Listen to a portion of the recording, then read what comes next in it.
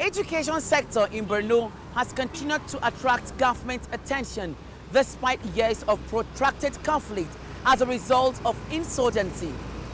This is a deliberate attempt at addressing the menace of out-of-school children and to engrave the culture of education in the psyche of its younger generations.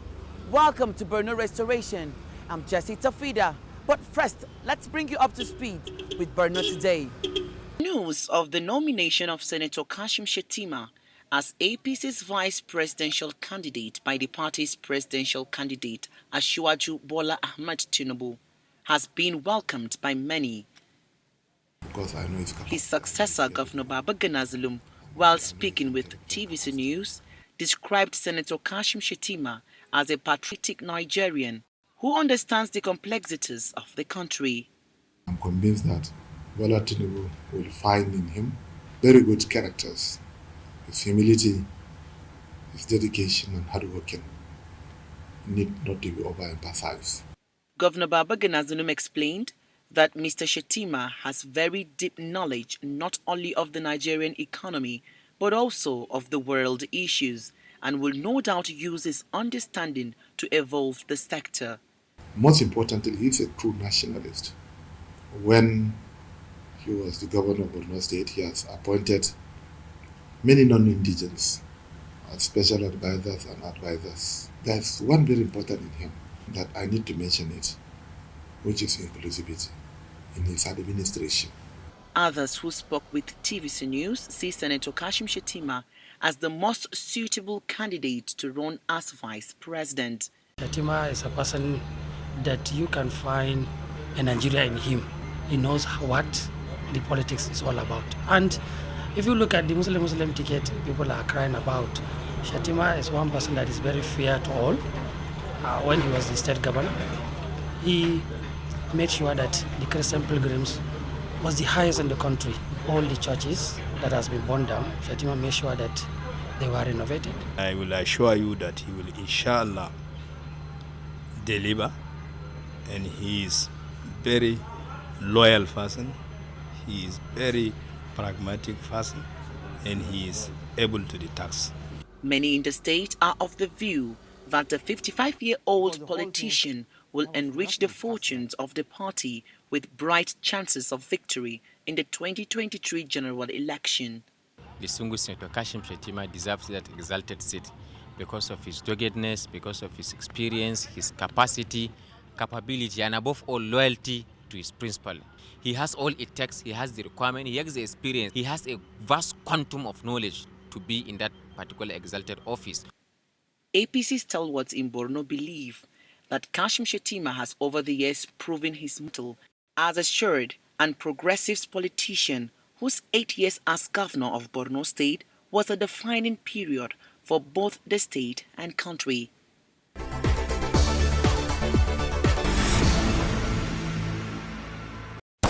The Nigerian army has been battling the Boko Haram insurgency in the northeast for over a decade. With tenacity and consistency, the army seems to be winning the war against insurgency, with people now enjoying relative peace in some resettled communities. The army is now expected to do more with the supply of these new operational vehicles, improvised explosive detectives machines, office and camp equipment, and other logistics donated by the African Union. The donation of this much-needed equipment was sequel to my visit to the African Union logistic base in Douala. I therefore urge the sector commander to ensure the equipment are well deployed, operationally utilized, and kept maintained and serviceable, while also spurring up the sector to continue to do more in its quest to curb the menace of terrorism within its area of responsibility. The army received the equipment with assurances that it will end the lingering insecurity bedeviling the region. We're getting support from all over Africa. This is from African Union. We know the European Union too are also assisting the multinational joint task force. And it's just to tell you the synergy and the understanding and the cooperation that we have on the ground here in the Northeast Lake Chad region and the Lake Chad countries of Cameroon, Chad, and Niger. We want to assure you that we remain committed, remain focused, and these equipments will put to good use. We understand to whom much is given, much is expected. With this array of equipment given to Sector 3 this afternoon, so we are not going to let you down. We are going to ensure this equipment are judiciously put to use. And we are going to do everything humanly possible to maintain them.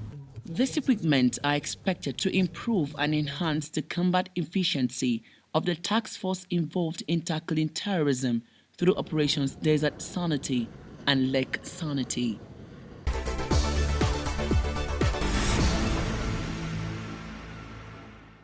Education, no doubt, is one of the most critical pillars of Governor Babagana Zulum's development agenda, with special interest in technical education and vocational enterprise.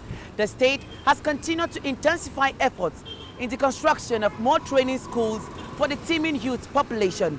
Let's take this report. For centuries, education continues to play important roles around the world, advancing the frontiers of civilization through research and innovation, as well as serving as catalyst for cultural development. But in most parts of Africa, education is sometimes looked upon with some cynicism by those who feel that learning focuses more on theory than on practical applications. But one state in Nigeria is racing against time to change this narrative. Perhaps the fortune that comes with having a professor as governor.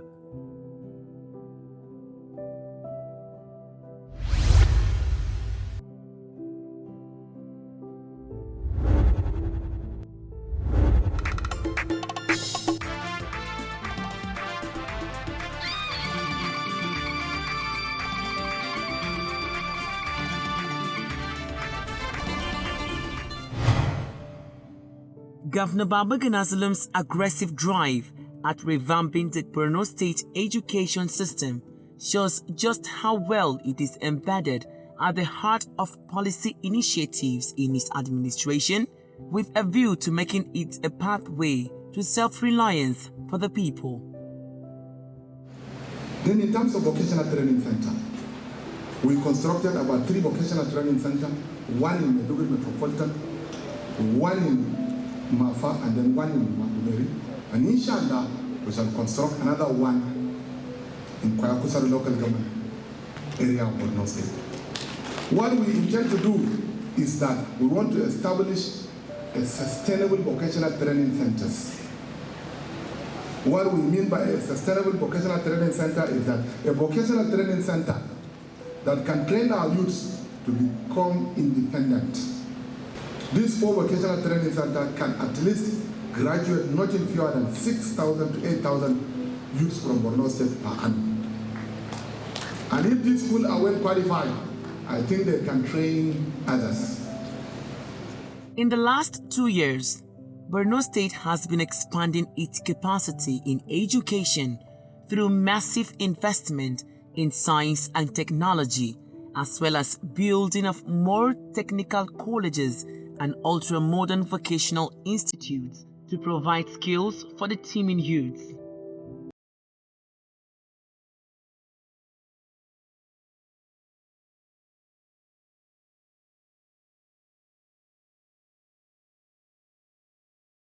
Vocational Enterprise Institute in Muna, at the outskirts of Maiduguri, the state capital, is one of the modern training facilities inaugurated by the administration of Professor Zulum.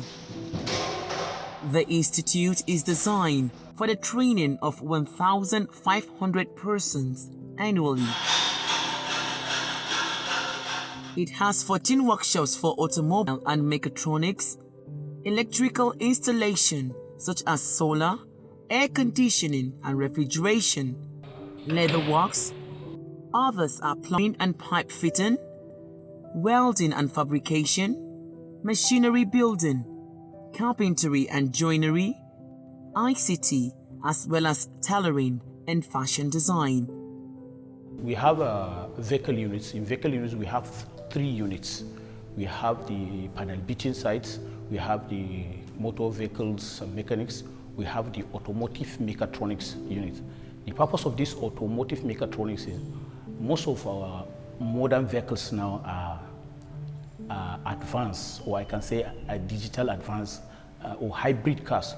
So whenever they have problem, for you to diagnose and repair the fault, you have to use a kind of devices, a computer devices that can detect the fault and then we immediately arrest the situation. So, and if you can, from the other units in the vehicle units, we have panel beating. So it's not the ordinary panel beating that you know, the roadside panel beating. We have our oven. So we have our expert on ground that we're going to take care of that oven. And that oven is an advanced oven. I think we have about 4 or 5 ovens in these states, in the capital. But ours is different from them. And the rate of production of that oven is 15 minutes per car. You can do your painting and everything in 15 minutes. And in 15 minutes, you can drive your car and go. So we call it oven.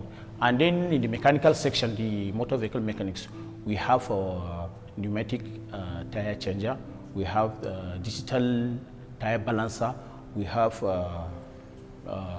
lubricating device. That is that lubrication system used to detect the viscosity of engine oil, and then we have nitrogen tire inflator, and then we have another device is the injector cleaners.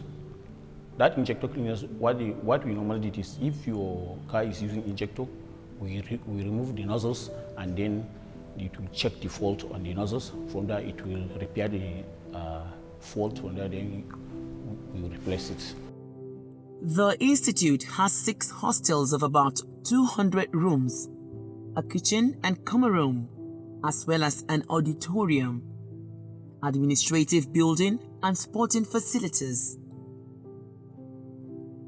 20 indigent students from all the 27 local government areas of the state were the first set of students to be admitted into the institute on scholarship, with tuition, feeding and accommodation provided free of charge by the state government.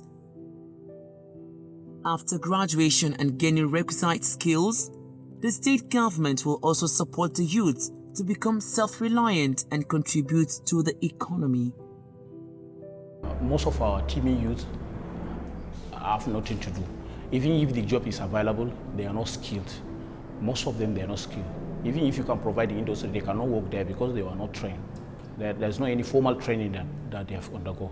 So with the coming of this vocational, I think this is the first of its kind in northeastern Nigeria, if not northern Nigeria. So the philosophy behind this is to arrest the issue of this ideology, the ideology of Boko Haram. I think this is the philosophy behind Vocational Enterprises Institute. His Excellency, the way he is seeing things in the state, if he say that the indigent must have to pay something before they join the institution, I think we are going back to another second Boko Haram. So he has to make it free, because by the time we make it free, maybe in next 2, 3, 4 or 5 years, it depends on the target or on the time frame that the government plan. If you have different set of vocational, technical, skilled students, so that have undergone formal training in this institute, and they were posted or they were out of the institution and now they are on their own. I think many people will like to join this institute. But for now, if you say you must pay something before you join the school, many of the youth will not join. Because for now they're saying there are some that don't want to even join this institute, despite it is free. But we have to use some kind of tactics.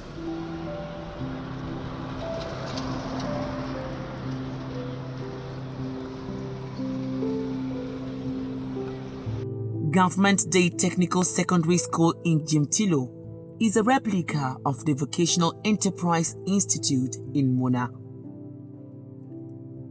The school is well equipped with air-conditioned classrooms for at least 2,400 students, vocational workshops, laboratories for sciences and ICT, as well as auditoriums and sporting facilities.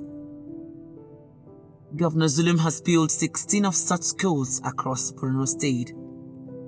This technical college is very, very important for our youths because youths are roaming about the streets. So when His Excellency came into office, he came out categorically telling the people of the state that the era of white-collar job is over.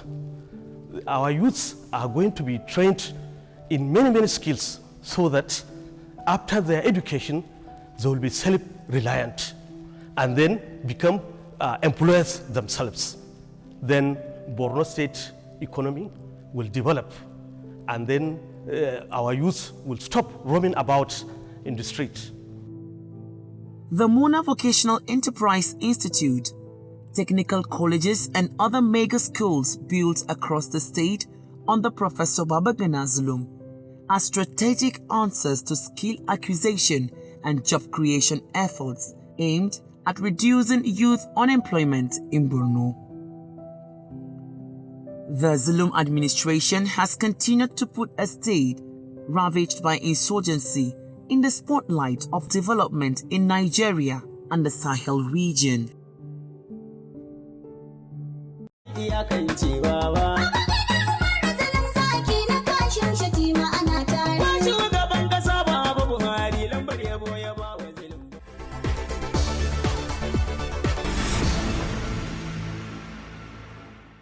With so much investment by the Borno State government in technical education and vocational enterprise institute, I had a chat with the Commissioner for Higher Education, Science and Technology, Mustafa Malambe, and he says government would never relent in bringing quality education to the doorsteps of Borno's residents.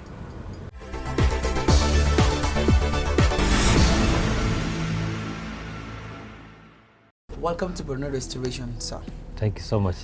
As the Commissioner for Higher Education, Science and Technology, can you talk us through what is the philosophy behind the massive investment in higher education, science and technology? Well, actually, let me start by saying when Professor Babagana Omar Zulum, the Executive Governor of Borno State, came on board, he came with 10-pack agenda. Out of that 10-pack agenda, education is one of the 10-pack agendas. And then one of the objectives of the 10-pack agenda is to enhance and provide education and at the same time provide livelihood for dropouts and out-of-school children. As you are aware that these cruel activities happened almost in 2009. By now it's almost almost 12 years now. So a child who is 10 at that time, he will be 22 now. And then probably he has been out of school. We have those who are also dropped out. And then there's need for us to provide linkages for them for those who are willing to follow their studies, and also provide a livelihood for those who are willing also to get livelihood. So that's why he came off with some holistic approach, especially in reviving the education sector. Okay, can you bring us through what are the sectors he has invested in, particularly in the science and technology sector? Well, actually, as the mandate of the Ministry of Higher Education, Science, Technology and Innovation, we have the mandate of Vocational Training Center. We also have the mandate of providing support in science equipment, tools and equipment in all secondary, tertiary institutions. We also have the mandate of providing workshop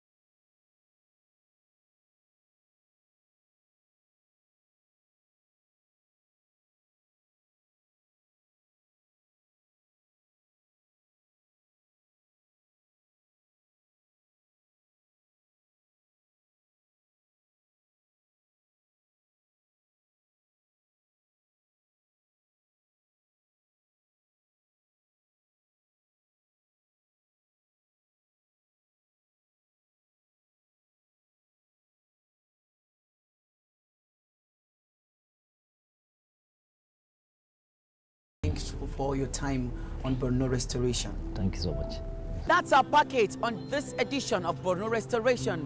Thanks for watching. I'm Jesse Tafida. Bye-bye.